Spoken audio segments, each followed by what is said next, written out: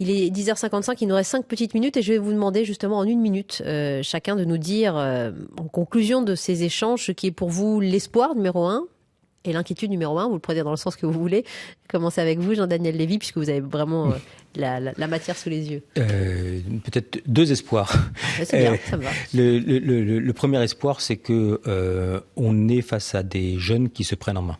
Voilà, on est face à des jeunes qui, d'un point de vue global, ont envie de se dire qu'ils ont la capacité, ou en tout cas qu'ils recherchent à avoir la maîtrise de leur avenir et qu'ils ne se voilent pas les yeux par rapport à la situation qui se dessine devant eux et face à cette évolution du monde. Ils pourraient dire qu'ils refusent et qu'ils la contestent absolument, qu'ils ne veulent pas entrer dedans. Ils disent au contraire qu'ils veulent entrer et que dans ce contexte-là, ils veulent chercher à se servir. Le deuxième aspect, c'est que derrière la question de formation, même lorsqu'on interroge les jeunes générations, il y a quand même une ouverture sur le monde. Et donc, ce n'est pas uniquement une hyper-spécialisation qui est recherchée de leur part. Et quand on demande d'un point de vue global, et je ne l'ai pas évoqué précédemment, mais que l'idée déjà de disposer des savoirs et des connaissances essentielles traverse l'ensemble des générations, dont les plus jeunes aujourd'hui. Donc ça constitue un point où on va se dire que ça montre bien que si on connaît l'essentiel, après on peut être amené à se spécialiser. Niveau d'inquiétude, je l'ai dit mais je vais le redire, c'est les aspects à caractère économique et sur la dette entre guillemets qui va reposer sur les épaules des jeunes générations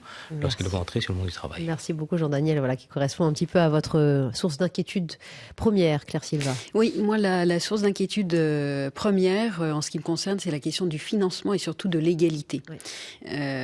On le voit, il y a des clivages qui se créent, qui sont toujours pas réglés, et donc ça c'est un sujet qui reste prégnant, le reste à charge et le rôle des acteurs publics pour permettre de surmonter ça et faire en sorte que toute personne tout au long de sa vie va pouvoir se former, accéder à une formation qualifiante ou en tout cas lui permettant des bifurcations professionnelles et en particulier pour les personnes qui sont les plus éloignées de l'emploi aujourd'hui, comment elles financent. Ça, c'est vraiment une source d'inquiétude et l'égalité des chances à travers ça. Mais un espoir. Mais un espoir pour autant qui est lié à cette forme de dynamique de changement, enfin cette capacité effectivement des jeunes générations à se prendre en main et à surtout en fait se projeter dans une vie où elles se projettent dans une diversification de leur parcours professionnel.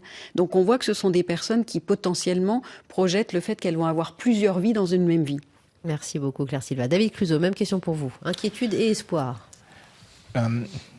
Même inquiétude, même espoir. Plutôt dire, je pense que je crains qu'on n'ose pas être assez inventif pour faire éclater un petit peu les carcans de la formation professionnelle ou de cadre de la formation professionnelle tel qu'on l'a imaginé depuis à peu près 50 ans, depuis les années 70.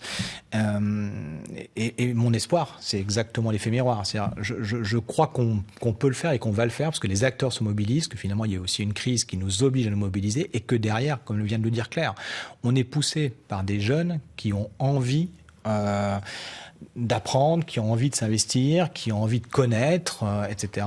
Et probablement vont aussi nous pousser à repenser la formation dans sa plénitude. C'est-à-dire, c'est pas simplement la formation professionnelle, mais c'est une formation à vivre, à la vie, à l'émancipation plus largement.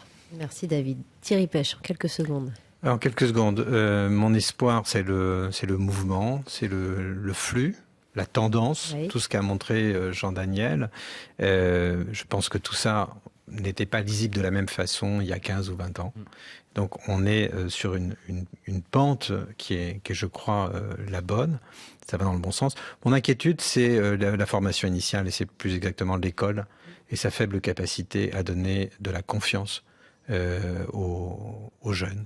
Et je crois que ça, c'est un point de résistance et c'est un handicap pour notre pays. Il faut s'y intéresser de près. Merci Thierry Pêche. Une inquiétude pour vous, Stéphane Stéphanie? L'inquiétude, ça serait de ne pas massifier les programmes qui fonctionnent. En France, on aime bien les expérimentations et quand on a des programmes qui fonctionnent, on a toujours du mal après à les pérenniser.